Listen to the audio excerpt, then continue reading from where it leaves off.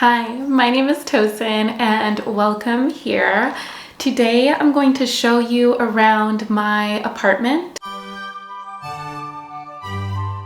I live in Harvard Graduate School housing. So everybody who lives in this apartment building is a Harvard student or a Harvard affiliate. You have to be doing a master's degree program, a PhD degree program, or a postdoc. So everyone's a little bit older, I say, because we're mostly 20-somethings and 30-somethings, but older than the college kids. It's a very chill vibe. It feels almost like living in a regular apartment, except for that your landlord is Harvard housing. This might be a little bit rude to some people. I know some don't love to talk about money, but if you know anything about me, you know I like to be open and honest with everything. And just in case you click this video because you are considering moving to Cambridge, maybe you've been accepted into Harvard or you're a current Harvard student and you're looking at your housing options, or you're just nosy like I am, I pay about $1,900 per month in rent. It goes up every single year. However, mind you, my rent is supplemented. I work with Harvard Housing on community engagement. There's roles called community advisor roles. The types of events that I do in particular are often related to career development and things like that. But by working in this role, they give me a stipend that supplements my rent. And so I get to live here for a little bit cheaper than most people would. In addition to that, I get really generous financial aid from my school, and I also take out student loans. So those three things combined is how I'm able to live here, but the biggest help is the role I serve in as a community advisor, because it brings down the rent cost to about what it would cost for me to live with a roommate, maybe in a 2-bedroom. I'm so excited to show you around and talk you through some of my favorite things. If I am especially glowy in this video, it's because it is a very warm day outside today. If you speak Celsius, it's about 29 degrees. Usually I would have my fan on, but because of the extra noise that causes while filming, I've turned it all off for this video. I often receive comments as soon as people walk in and they're like, oh my goodness, it's cute in here. And I attribute that to the view that you see when you first walk in. When I moved into this apartment, it was a really difficult time in my life. I had a bad experience in my last apartment, and so when I first walked in, I was like, oh my goodness, it was sun-filled, it was beautiful, and that first view when you walk in is definitely one of those money shots in my apartment, and I'm grateful for that. I have decorated my entryway with some really practical things. This beautiful catch-all from West Elm that is this veined marble, a dish for my keys, hand sanitizer, a phone charger, a calendar, and some artwork that covers up a pretty ugly electricity panel. I leave my phone in my entryway overnight so that it kind of forces me when I get up in the morning to do other things around the house before I go straight to scrolling. My morning routine first consists of doing my Bible study, having my smoothie and my supplements, and then going to yoga. And so it's perfect placement because I can just grab my phone when I am leaving the house on my way to yoga, finish my practice, and not really check my texts or anything like that until after I'm back from that and my entire morning routine is complete. That's the goal. I'm not saying I do that perfectly, but that's why I place it there.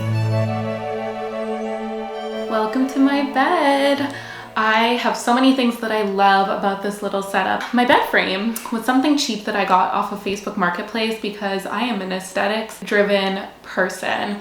I decided to invest more in the sheets and the pillows and the headboard, the things that you can see, than the bed frame itself.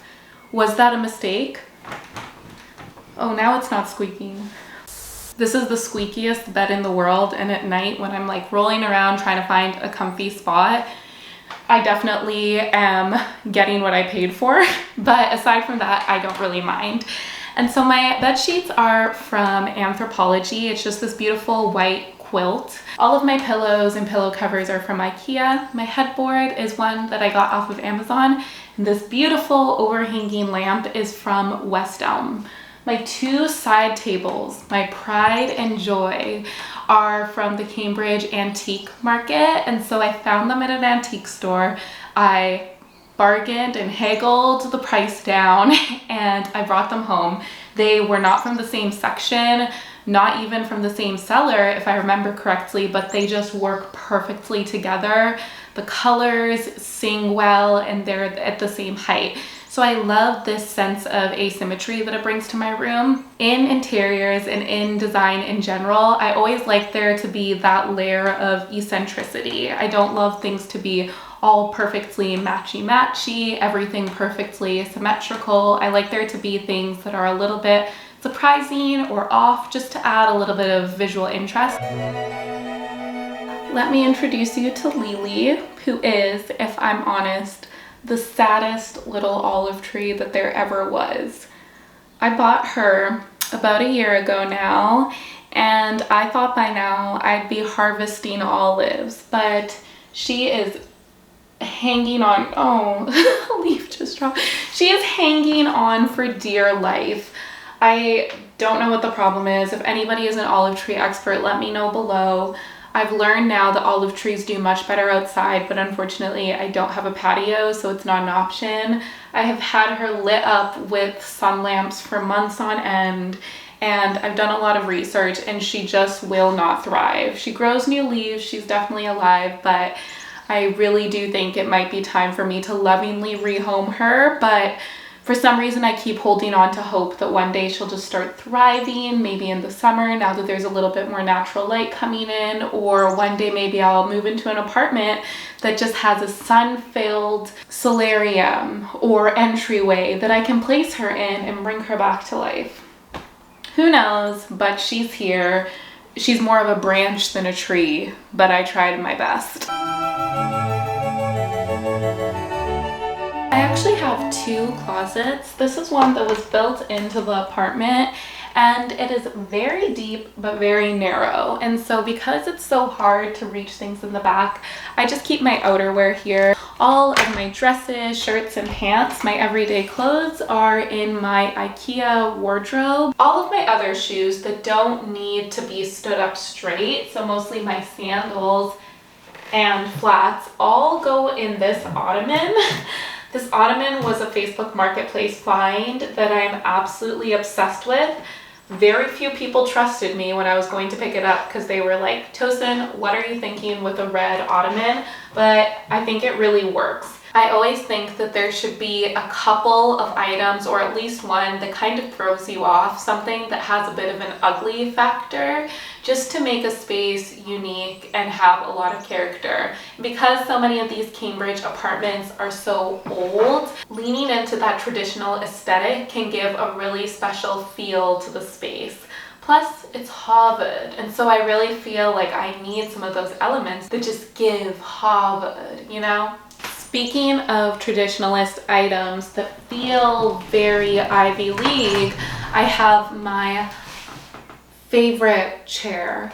I got this also from Facebook Marketplace after months of looking for a desk chair that was not ugly and also would be comfortable for me to sit in for hours on end, and I found this leather beauty.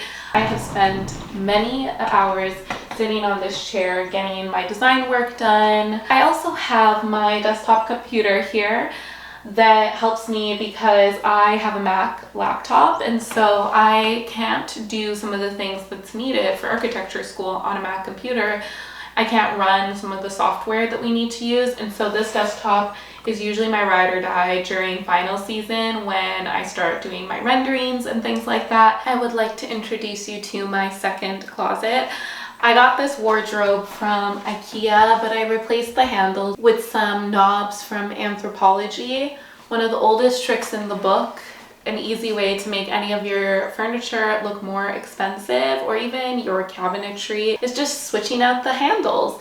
And so in here is all of my everyday wear, all of my shirts and my dresses and my pants, and some of my favorite shoes are used as display pieces and hung on the side and placed at the top. I have some of my books and some of my board games, like the most beautiful Scrabble in the world. the most beautiful handmade Jenga in the world, and regular old Catan, because that game is so fun that it doesn't need to be aesthetic for me to have it in my home, which is a very high compliment from me.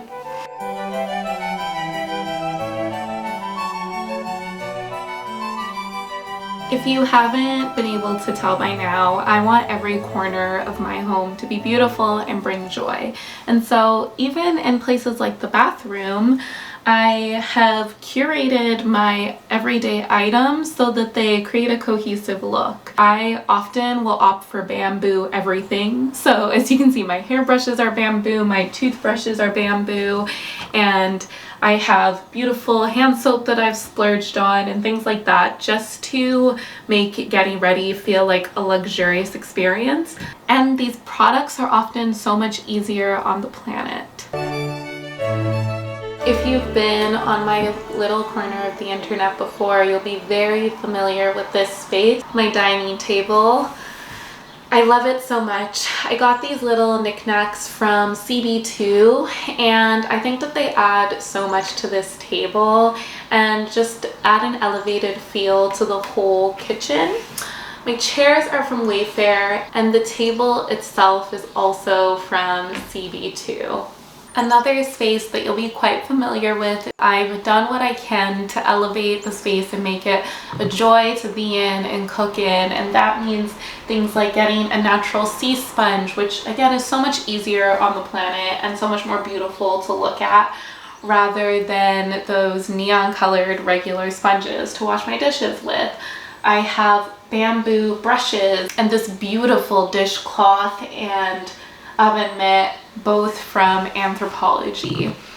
One area of my kitchen that is not as curated as I would typically expect from myself is my fridge. On here is coupons, a list of 24 reasons why I'm loved that I received on my 24th birthday, and some cards that some of my friends wrote me when I was having a really bad day, and just other little knickknacks like that.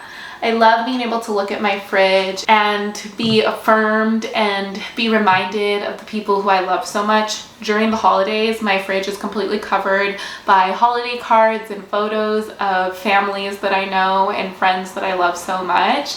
And it's just one of my favorite parts of my apartment, even though it may not be the most curated.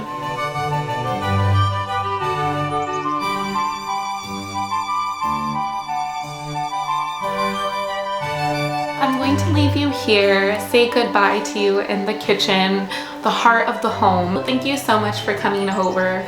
I hope to see you very soon.